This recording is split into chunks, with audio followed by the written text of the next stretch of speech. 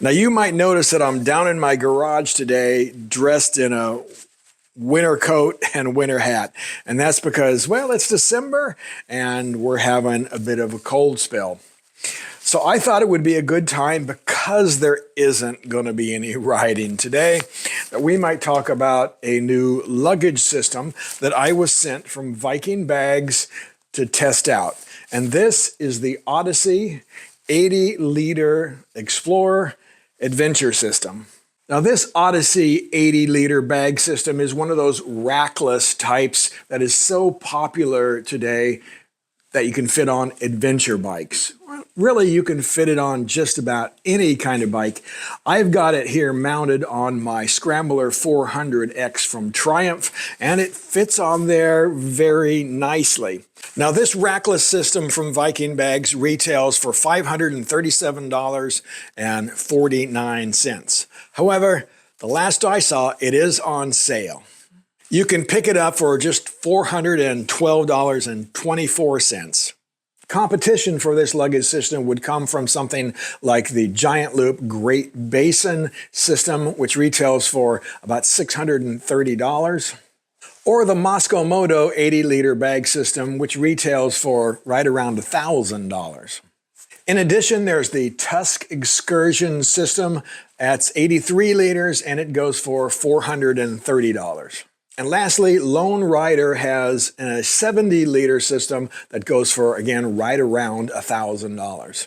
Looking at some features of this bag, it comes with 3 different dry bags. Right, it comes with 2 25-liter dry bags that mount on either side of the racking system, and also a 22-liter dry bag that mounts up on top underneath a couple of beaver tails. Now, if you add all that up, that comes out to 72 liters. So you may ask, well, where do they get 80 from? And they get to 80 by adding in this bag. Right? This is a bag for tent poles, or you could use it for a tripod, for example. So adding all that up together, well, that gets you up to 80 liters. The dry bags on either side of this system fit in these little holsters like this that are easy to put in and take out. And as I mentioned, that 22-liter dry bag, it mounts on top underneath a couple of beaver tails. And within each of the beaver tails, you have more storage options, right, in these zippered pouches. And this pouch on the back beaver tail is even removable. Now, if that's not enough storage space for you, well, you have MOLLE panels both on the front and the bottom of the bag, as well as back here on the back of that beaver tail. Before we get into my impressions of this bag system, let's back up a little bit and show you how to assemble it and how to install it on your bike. So I've got everything that comes with these bags spread out here on the floor, right? There's the top bag. I got 2 of my side bags, the 2 legs, right? Of course, there's the holsters for the legs, left and right. And then this is the harness system that is going to keep all that stuff together. To make this easier on myself, I'm going to take this harness system apart. And that is, I'm going to remove both of the beaver tails. So they have these little clips right here. And I'm going to just snap out.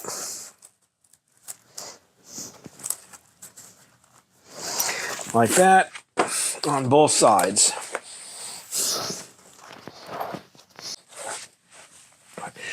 All right, then this harness piece here comes with a back pad. So again, what I'm going to do is remove this back pad like that. All right, and that's going to leave me with just the outer or front of the harness, all right, that I'm going to be working with. Now, the hardware that we're going to use to put this bag system together looks like this. I've got a 1/4 inch by 1/2 inch screw. I've got a 1/4 inch washer, and then this is a 1/4 inch by 3/8 inch deep T-nut. Now, in the instructions for the bag, they call this a blind nut or a blind end nut. But if you go to a hardware store, this is going to be a T-nut. Now, let me be honest with you here. When I got these bags, they did not include any of the hardware, any of the instructions, nor the heat shield that is supposed to come with these bags. Now, they sent them to me for free, so I'm not complaining. I let them know that I didn't get any of this stuff, but I don't think I'm going to need any of it. I was able to go out and source all of this stuff for myself. So it did take me a couple of trips to find this little T-nut. I had to go to a local mom and pop a hardware store down the street from me here because the big box stores didn't have the right sizes. So we're going to start here by putting the right leg on. So I'm going to put one of my T-nuts right here in this center hole. So next, I'm going to match up this hole in the right leg right there with that hole right there. Now you're not going to be able to see this very well, but I'm taking one of my screws, one of my washers, a little bit of Loctite on that screw, and then we're going to fasten this in that hole. And again, it's kind of inside here, so you won't see very much. All right, there we go. So I got that started, and I'm just going to tighten it down with my screwdriver.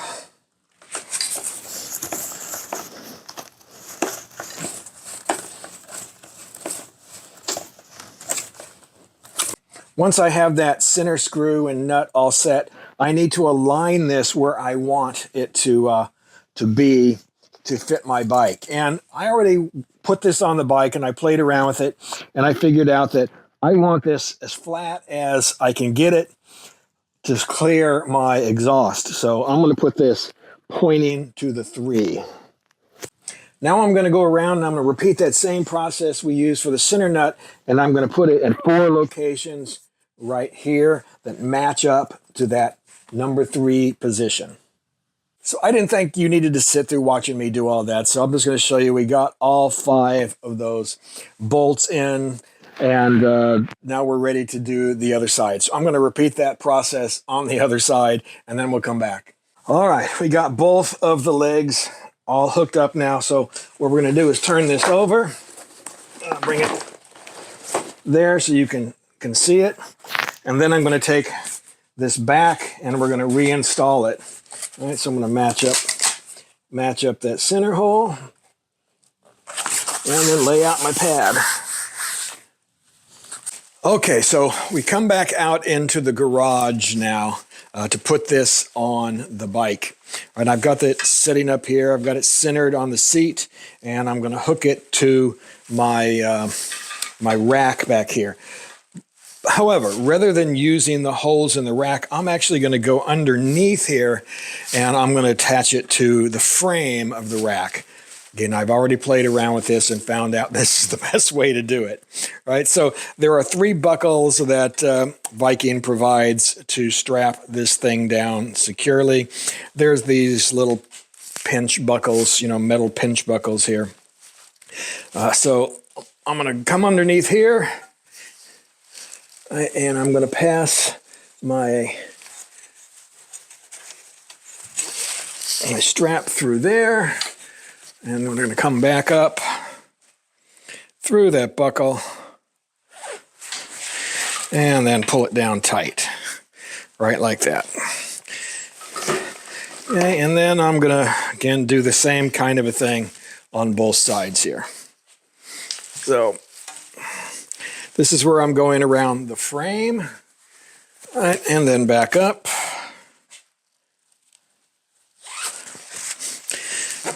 Again, pull it nice and tight. There we go.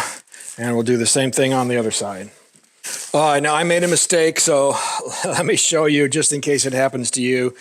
This one in the center here, right, I need to make sure that I get that strap through this strap that goes and ties down my top beaver tail. So to make sure that that's in the center, I got to flip that up first. Again, I forgot that, so let me get it tied back down. Now let's talk about something that is good and bad about all of the stuff that I've gotten from Viking Bags.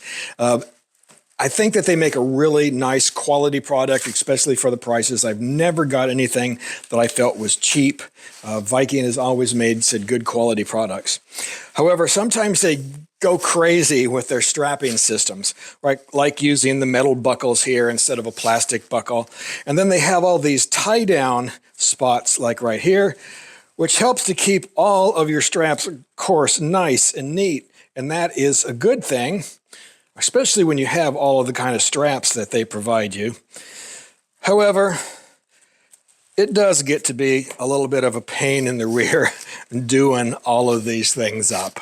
So again, it's just kind of something, you don't have to do very often, but when you're first putting all of your bags on like this, you're going to just have to take your time and go through the process of making sure that everything is strapped down.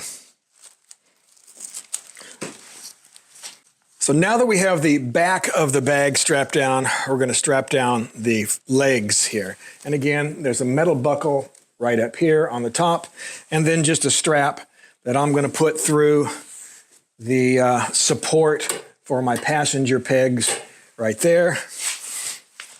And then we're going to bring it back up. And this is where sometimes these metal buckles get to be a pain. They can be a little hard to get to. Like this one is being a little stubborn for me. There we go. Got it. Now, of course, once you get it tied down, it's pretty good. And there we go. Tighten it up just a little bit. And then we're going to do the other side before we cinch them down completely. Now, while I'm over here on the other side of my bike, this is actually the right side of the bike, let me show you why I put these bags in position 3, right? And that is so I had space here between the bags and my muffler. If I put it in position 2, then it was touching the muffler right here. And that's kind of a tough position to put another heat shield on. So I moved that up to position 3, again, to keep them out of the way. So we got the bags all strapped down. They're nice and secure now. I've got my beaver tails reinstalled. So now we can put in the dry bags that are going to carry either my clothing or my camping equipment, whatever I'm going to take. Oh, and by the way, yeah, that's a snowblower, that time of year. A couple of nice features of these dry bags are that, one, they've got this window in it. Now, I just have towels in there, as you can see, just so that I have something to show you what the bag looks like. But they also have this nice pull tab right down here. So as I slip this bag in here, I can reach up, grab that pull tab, and pull it down snug.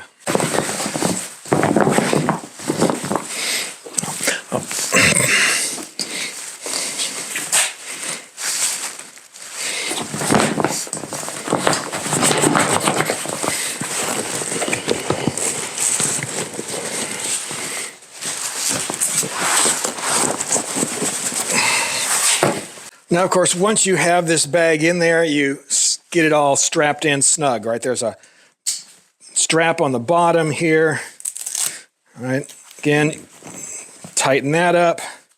And again, there's a keeper right here for you, like that.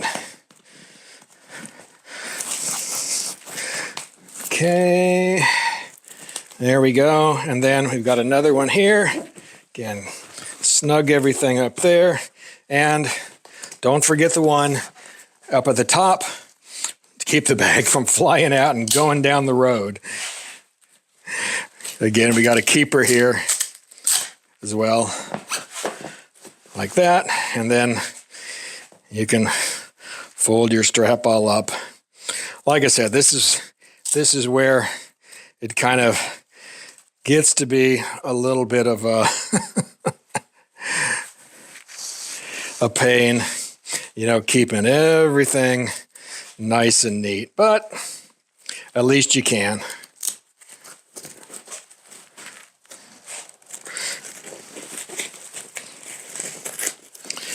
All right, there we go.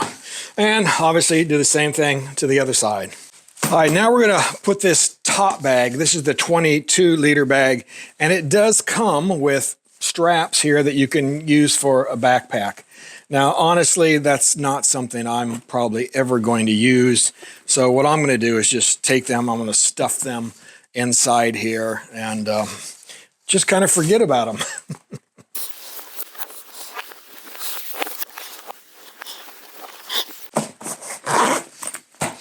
All right, inside, and put that bag right there.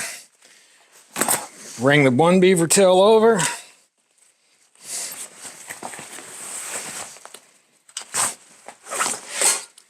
Strap it down. All right, tighten it up.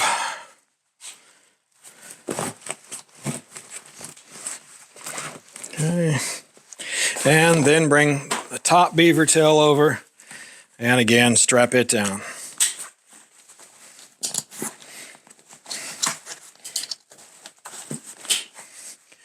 All right, there it is. All right, so we've gone over all of the bags, how to install them, and the features of them.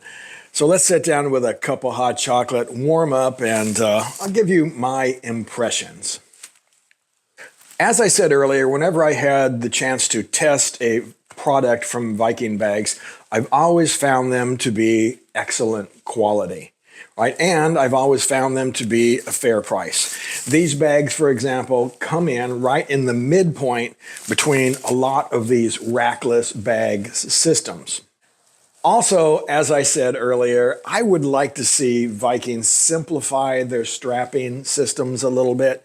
I always find them a little bit cumbersome to use. They work well, they hold the bag securely, but again, they are a little bit cumbersome to get on and off. And if I'm carrying these bags into a hotel, for example, every night, well, again, it gets to be, you know, quite a bit of work over the course of a 2-week or 3-week or even longer trip. But in the scheme of things, that's really kind of minor. The key thing is that they do work well and they hold everything securely. Another comment that I have heard when I have reviewed some of the Viking bags is, well, they copied Moscow Moto or they copied Giant Loop or something like that. And yeah, there's some truth to that. From what I understand, Giant Loop was the first company to come out with this U-shaped rackless bag systems. And then Moscow Moto jumped on board with their version that used the harness, right, and the holster system. And then, of course, companies like Viking, like Tusk, and like Lone Rider all jumped on board with their specific versions. So to me, it kind of gets down to your budget. Right? If you have the budget to afford a $1,000 bag system, well, that's awesome. But if you only have the budget for a $400 or $500 bag system, well, that's where something like Viking Bags comes in. They give you a really good quality product, again, at that reasonable price. Now, unfortunately, like I said before, we're living off of hot chocolate, waiting for the weather to warm up, which will probably be in March or April. And then I'll be able to load these things up and take this out on a little trip and really give it a good test. So, but until then, well, you just have to go off of this video.